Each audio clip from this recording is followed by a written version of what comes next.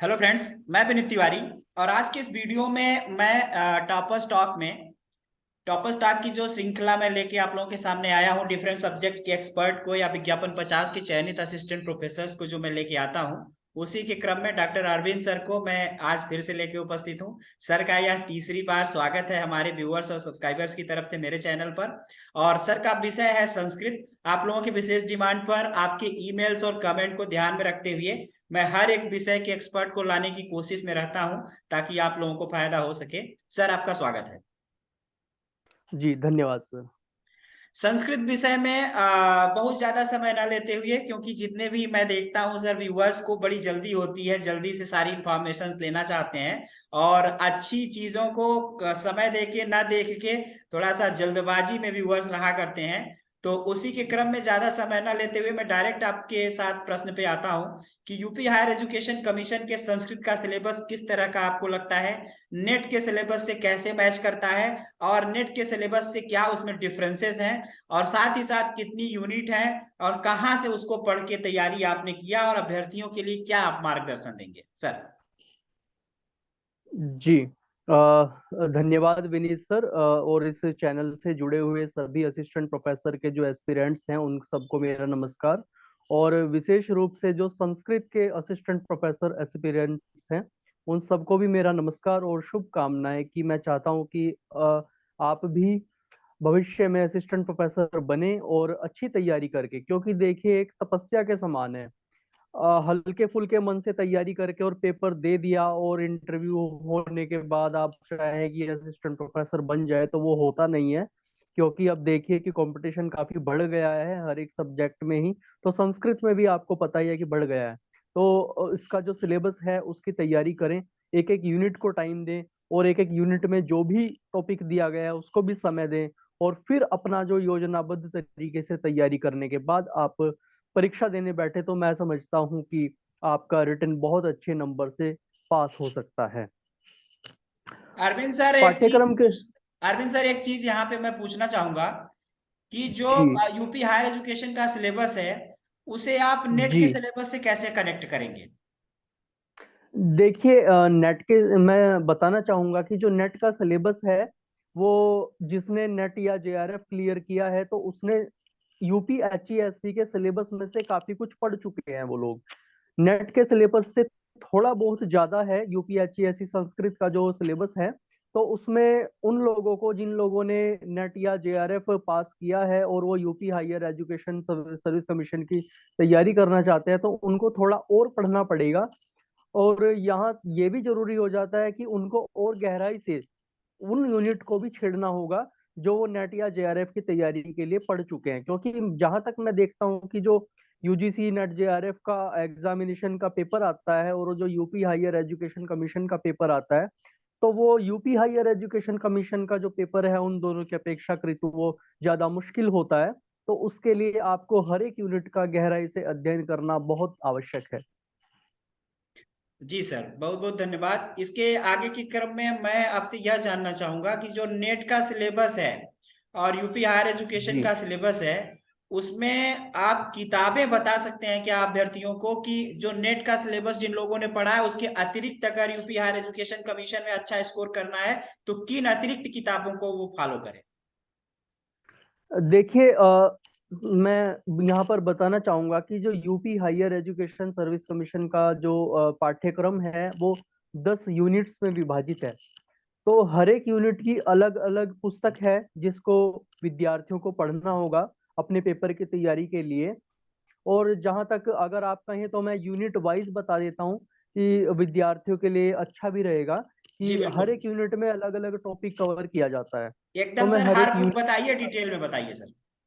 जी, सबसे पहले देखिए इकाई एक है तो उसमें वैदिक साहित्य का सामान्य परिचय आता है। तो वेदों का काल है, संहिता साहित्य, संवाद सूक्त इत्यादि, ब्राह्मण साहित्य, आरण्यक साहित्य इत्यादि आ जाता है और वेदांग आ जाते हैं सारे के सारे। तो उसमें वैदिक साहित्य एवं संस्कृति, वैदिक साहित्य एवं संस्कृति डॉक्टर कपिल देव द्विवेदी जी की ये बुक है, बहुत अच्छी पुस्तक है। तो इसका अध्ययन आप लोग करें और ऋक सूक्त संग्रह में से जो भी आवश्यक सूक्त आपको यूपीएचईएससी के पाठ्यक्रम के अनुकूल लगे उनको पढ़ें। और इसके साथ साथ वैदिक साहित्य नाम से और भी पुस्तकें आती हैं, लेकिन जहां तक मुझे लगता है कि वैदिक साहित्य एवं संस्कृति बहुत अच्छी पुस्तक है। उसमें हर एक वेद के कलेवर के विषय में दिया गया है, तो हर एक वेद के बारे में पढ़ें, वेद त्रय, वेद चतुष्टय, उन सब के बारे में आप पढ़ें। तो ये जो इकाई है, ये वैदिक साहित्य एवं संस्कृति नाम की पुस्तक में से आपकी अच्छे से कवर हो सकती है। उसके बाद वैदिक साहित्य का विशिष्ट अध्ययन है, इसमें आपको सूक्तों का अध्ययन करना होगा। तो इसमें आप जो यूजीसी नेट जेआरएफ का तृतीय प्रश्न पत्र, संस्कृत गंगा की भी एक पुस्तक आती है, तो उसमें से भी आप ये पढ़ सकते हैं सूक्तों को। और सूक्तों के विषय में आपको ऋषि, देवता और छंद, हर एक सूक्त का ये पता होना बहुत बहुत आवश्यक है, क्योंकि ये कई बार पूछ लिया जाता है कि किस सूक्त का कौन सा देवता है और कौन से ऋषि हैं, और उसके मंत्र कौन से छंद में बद्ध हैं। तो ये पढ़ना बहुत आवश्यक है। और ब्राह्मण साहित्य और उपनिषद साहित्य में यहाँ तक मैं बताना चाहूंगा कि यूजीसी की पुस्तक में आपको एक चार्ट रूप में दिया हुआ होगा कि किस वेद के कितने ब्राह्मण हैं, कितने आरण्यक हैं, और उसके कितने उपनिषद हैं, और उसका वर्ण्य विषय क्या है, और उसमें कैसे कैसे संवाद सूक्त वर्णित हैं। तो ये सब भी आपको बहुत गहराई से देखना होगा, क्योंकि ये पूछ लिया जाता है कि श्वेत केतु और आरुणि का संवाद किस उपनिषद में है, यम नचिकेता का आख्यान किस उपनिषद में है, याज्ञवल्क्य मैत्रेयी का आख्यान किस उपनिषद में। और कई बार तो वो पंक्ति भी संस्कृत की आ जाती है कि ये बताइए कि ये कौन किसको कह रहा है, या फिर ये किस संवाद से लिया गया है। तो ये सारा का सारा जो है आपको पढ़ना चाहिए, और जिससे आपकी यूनिट कवर हो सके। उसके बाद वैदिक व्याकरण एवं निरुक्त व्याख्या पद्धति है। इसके लिए इसके लिए भी आपको समानाक्षर, संध्यक्षर, निरुक्त का अध्ययन बहुत आवश्यक है। निरुक्त का अध्ययन क्यों करना चाहिए, और निर्वचन के सिद्धांत पढ़ने हैं, और फिर शब्दों की व्युत्पत्ति पढ़नी है। जितने भी सिलेबस में, यूपीएससी के सिलेबस में जितने भी शब्द व्युत्पत्ति के लिए दिए गए हैं, वो सभी आपको पढ़ने हैं, क्योंकि किसी भी शब्द की व्युत्पत्ति आपसे पूछ ली जाती है। तो ये इस प्रकार से वैदिक साहित्य का सामान्य परिचय नामक इन 2-3 यूनिट्स की अच्छे से कवर किया जा सकता है। बाकी सर 10 यूनिट में और बाकी यूनिट्स का भी बता दें सर। जी,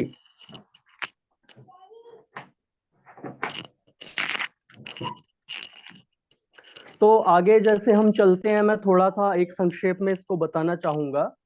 आगे दर्शन साहित्य नाम का जो यूनिट है, इसमें प्रत्येक दर्शन के विषय में आया हुआ है। तो इसमें भारतीय दर्शन नाम से एक पुस्तक आती है, श्री कृष्ण उसके लेखक हैं। तो उसमें आप प्रत्येक दर्शन, जो आस्तिक दर्शन है, नास्तिक दर्शन, उसके विषय में ये उनकी तत्व मीमांसा, प्रमाण मीमांसा और आचार मीमांसा क्या है, उनके पदार्थ कितने हैं, तो वो सब आपको पता लग सकता है। उसके बाद दर्शन साहित्य का विशिष्ट अध्ययन है। विशिष्ट अध्ययन में क्या है कि हर एक दर्शन के जो प्रकरण ग्रंथ है, मीमांसा का प्रकरण ग्रंथ है, वेदांत का प्रकरण ग्रंथ है, और योग का है, और तर्क संग्रह, न्याय और वैशेषिक के जो प्रकरण ग्रंथ हैं, तो इन सबको आपको, ये मैं कहना चाहूंगा कि ये आपको मूल पढ़ने होंगे। अर्थ संग्रह, तर्क संग्रह, ये सब आपको मूल पढ़ने होंगे। और फिर इसके बाद इकाई 5 है, जिसमें व्याकरण है। इसमें जो प्रमुख वैयाकरण है, उनके विषय में आपको पढ़ना होगा। पतंजलि कात्यायन, भर्तृहरि, वामन जयादित्य, भट्टोजी दीक्षित इत्यादि, इनके विषय में पढ़ना होगा। इनका समय कब है, और इनकी रचना का नाम क्या है, कौन से ग्रंथ इन्होंने लिखे। उसके बाद भाषा विज्ञान है। तो भाषा विज्ञान में आपको डॉक्टर कपिल देव द्विवेदी के साथ साथ डॉक्टर कर्ण सिंह भी हुए हैं एक लेखक, तो उनका जो भाषा विज्ञान नाम की पुस्तक है डॉक्टर कर्ण सिंह की, उनकी पुस्तक आपको पढ़नी चाहिए। उसमें ग्रिम ग्रासमान वर्नर का नियम है, वैदिक साहित्य, वैदिक संस्कृत और लौकिक संस्कृत में अंतर है, वो आपको उसमें मिल जाएगा। भाषा और बोली में अंतर, भाषा और वाक में अंतर, ये सब आपको बहुत अच्छे से कवर हो जाएगा डॉक्टर कर्ण सिंह जी की बुक में से। उसके बाद इकाई 6 में आपका व्याकरण का विशिष्ट अध्ययन है, जिसमें आपको परिभाषाएं पढ़नी होंगी। संयोग, संहिता, गुण, वृद्धि, प्रति, प्रातिपदिक। तो डॉक्टर भीमसेन जोशी जी का जो वैयाकरण है, लघु सिद्धांत कौमुदी, वो 6 खंडों में विभक्त है। जो पंडित भीमसेन जोशी जी की, तो वो पुस्तक आपको पढ़नी चाहिए। उसमें संधि की तैयारी और परिभाषाएं आपकी बहुत अच्छे से तैयार हो सकती हैं। मैंने भी खुद उसी में से पढ़ा है, तो बहुत अच्छी पुस्तक है। बहुत ही अच्छे से भीमसेन जोशी जी ने उसमें समझाया हुआ है।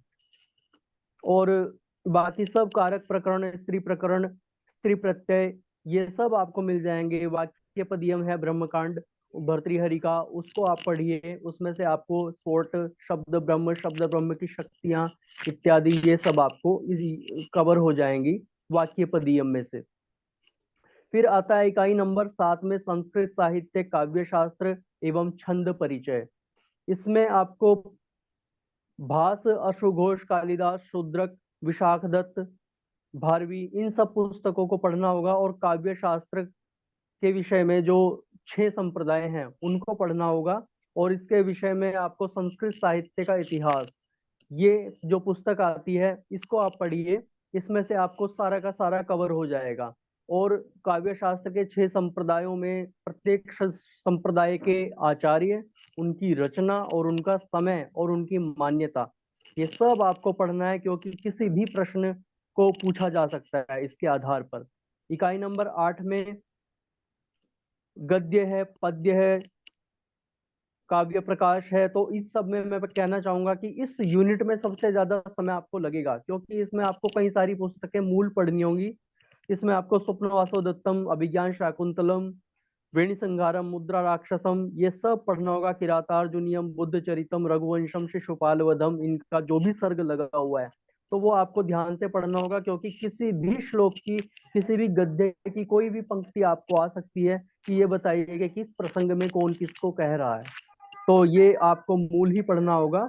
और काव्य प्रकाश जो श्रीनिवास शास्त्री जी का आता है वो आपको पढ़ना होगा। काव्य प्रकाश श्रीनिवास जी का अगर आप पढ़ेंगे तो उसमें से आपको अभिधा, लक्षणा, व्यंजना सब बहुत अच्छे से कवर हो जाएगी। उसके बाद इकाई नंबर 9 में रामायण, महाभारत और पुराण के विषय में बताया गया है। तो रामायण, महाभारत, पुराण के विषय में भी आपको संस्कृत साहित्य का इतिहास नाम की पुस्तक में से पर्याप्त सामग्री मिल जाएगी। तो ये सब भी आपको पढ़ना है कि किस रामायण कालीन समाज कैसा था, महाभारत कालीन समाज कैसा था, पुराणों का संबंध किस प्रकार से है। तो ये सब आपको संस्कृत साहित्य का इतिहास में से पता लग जाएगा। और इकाई नंबर 10 में अर्थशास्त्र है कौटिल्य का, मनुस्मृति है, याज्ञवल्क्य स्मृति का व्यवहार अध्याय है। तो ये आपको मूल ही पढ़ना होगा, हर एक कारिका को मूल पढ़ना होगा, जिससे आपके ये सब बहुत अच्छे से कवर हो सके। कई बार व्यवहार अध्याय में चतुष्पाद व्यवहार को पूछ लेते हैं, व्यवहार पद की परिभाषा पूछ लेते हैं। तो ये सब आपको पढ़ना होगा। और लिपि तथा अभिलेख जो कि अंतिम बिंदु है, तो इसमें आपको गुप्तकालीन और अशोककालीन ब्राह्मी लिपि, अशोक के अभिलेख, ये जो यूजीसी की नेट जेआरएफ की पुस्तक आती है तो उसमें से ये बहुत अच्छे से आपका कवर हो जाएगा। गुप्तकालीन और गुप्तोत्तरकालीन अभिलेख, समुद्रगुप्त का इलाहाबाद स्तंभ लेख, तो ये भी आपको पढ़ना चाहिए। इससे भी संबंधित प्रश्न आपको सामने देखने को मिल सकते हैं। तो इस प्रकार आप हर एक यूनिट को समय दें और जो मूल पढ़ें। किसी भी इंपॉर्टेंट श्लोक है ये मत पढ़ें, आपको मूल एक बार नजर में निकालना ही है, तभी आपके असिस्टेंट प्रोफेसर के लिखित परीक्षा की तैयारी अच्छे से हो पाएगी। बिल्कुल सर, बहुत बहुत धन्यवाद। आगे मेरा सर ये प्रश्न है कि संस्कृत एक विषय है जो अपने आप में कई बार सरल के रूप में देखा जाता है, लेकिन बहुत ही ज्यादा डिफिकल्ट भी दिखता है। तो हर एक सब्जेक्ट में सर कुछ कुछ सेक्शंस ऐसे होते हैं जो थोड़ा सा कठिन माने जाते हैं। जो कठिन जी, सेक्शंस आपके सिलेबस में देखने को मिल रहे हैं, उनको तैयारी करने की क्या टिप्स हैं आपके?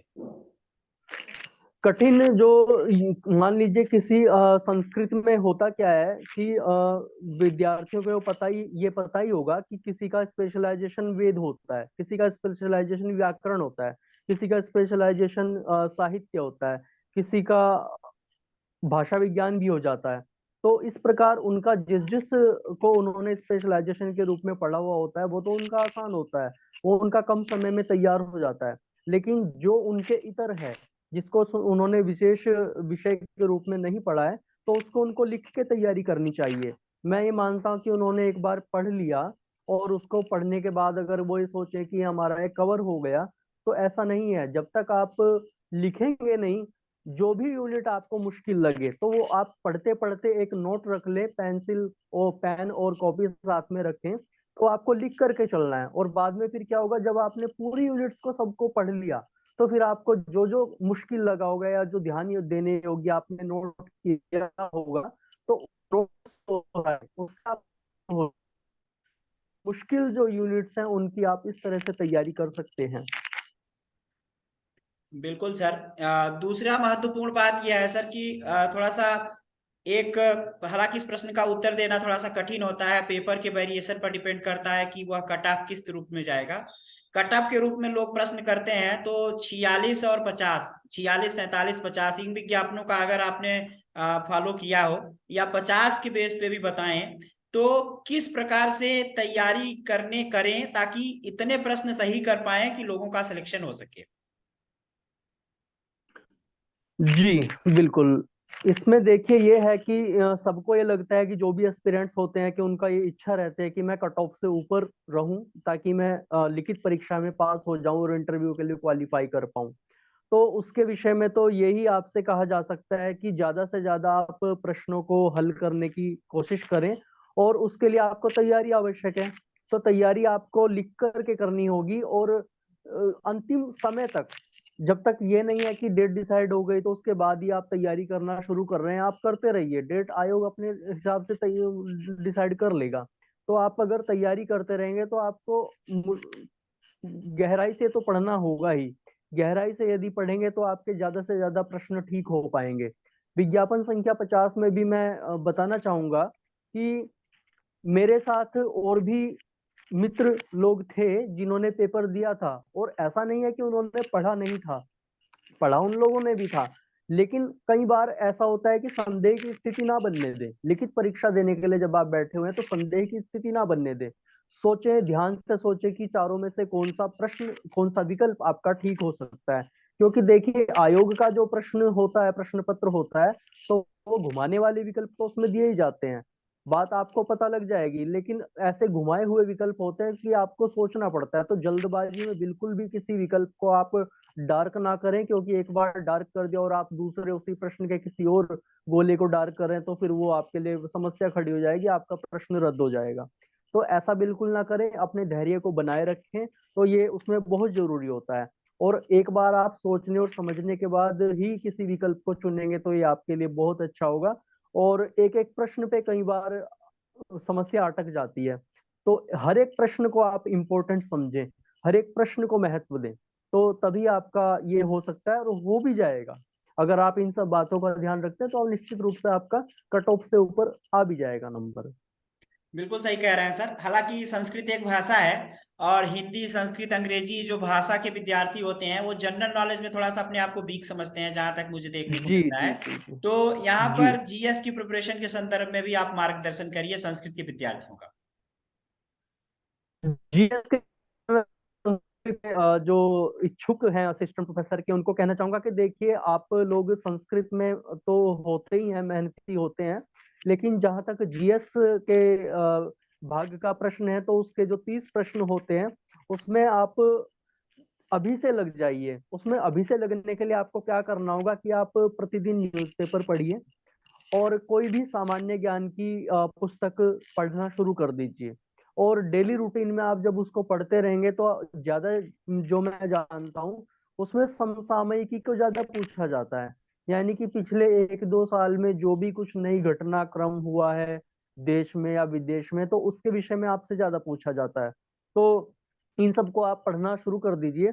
और संस्कृत के साथ साथ उनको भी, उसको जीएस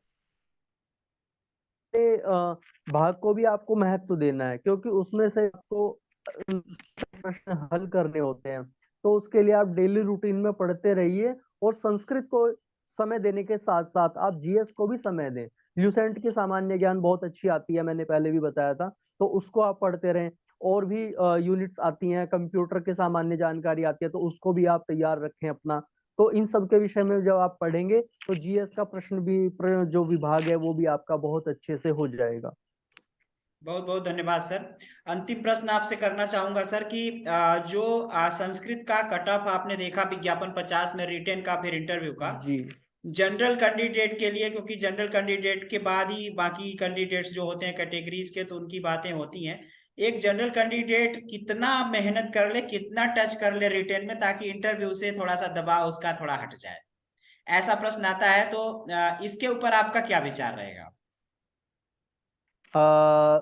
कट ऑफ के विषय में मैं कहना चाहूंगा कि जो जनरल विद्यार्थी है, जनरल क्या कोई भी विद्यार्थी है, अगर वो संस्कृत असिस्टेंट प्रोफेसर का पेपर देने के लिए बैठ रहा है, तो मैं उसको ये आशा करूंगा कि वो 100 में से 80 क्वेश्चन उसके ठीक हों।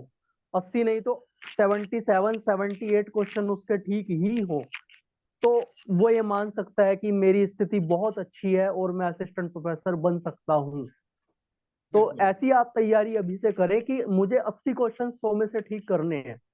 बिल्कुल बिल्कुल। और इतना तभी स्कोर आपके करने के बाद तो, इतना स्कोर करने के बाद इंटरव्यू पर डिपेंडेबिलिटी जो होती है वो थोड़ा सा घट जाती है, और टेंशन से व्यक्ति थोड़ा सा रिलैक्स हो सकता है। हालांकि सिलेक्शन की श्योरिटी के बारे में यहाँ पे कुछ भी नहीं कहा जा सकता है, क्योंकि पेपर के वेरिएशन पे डिपेंड करता है कि पेपर का कठिनाई स्तर, डिफिकल्टी लेवल क्या है। जी ज्यादा कठिन पेपर जी है तो कम नंबर पे भी सिलेक्शन हो जाता है, पेपर अगर इजी आ जी जाता है तो बिल्कुल। ज्यादा क्वेश्चन करने पड़ते हैं।